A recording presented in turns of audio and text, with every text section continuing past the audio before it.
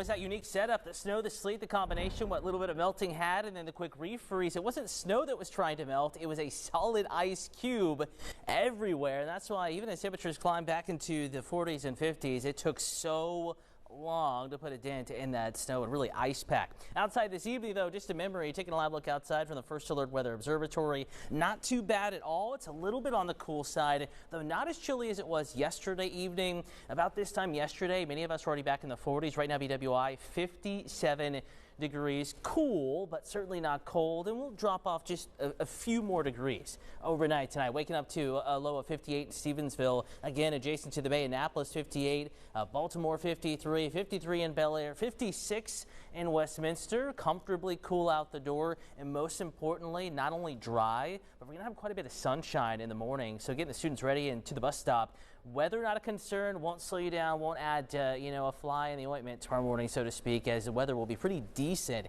getting out the door and getting your day started. It's not until lunchtime, and then really just after lunch that rain chance will start to climb. And a point about tomorrow, there will be 2 rounds moving through, one early to mid-afternoon, could linger just a little bit later into the earliest portion of the evening in the drive home. Then a bit of a break, and then a more likely chance of not just rain, but also thunderstorms after sunset. We're talking about maybe 7:30, 8:30 to about 10, 11 o'clock in the evening, especially for southern Maryland, the eastern shore, and the beaches along the east of I-95. You get to the western part of the state, earlier arrival with the rain in the mountains in far western Maryland, but also an earlier departure.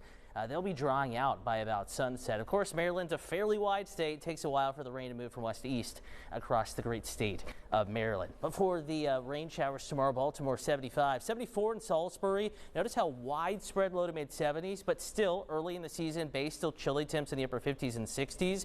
So Annapolis and Stevensville right around 70 degrees, cooler with that earlier rain arrival in McHenry at 58 degrees.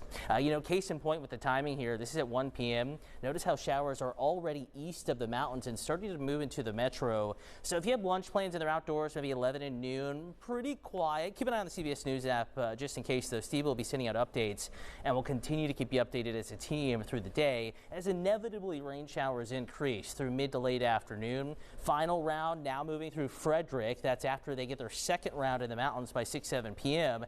and then into the city. And you see the yellows, the oranges, the reds, brief heavy rain, maybe a gusty storm or 2 along that 270 I-70 corridor into the far western part of the state. By the time, though, they get to Baltimore, weakening, just needed heavy rains and breezy winds. Could be some thunder and lightning. And the good news for Thursday morning's routine, it's out of here. Rainfall averaging 1/4 inch to a 1/2 inch. Not going to bust the drought whatsoever.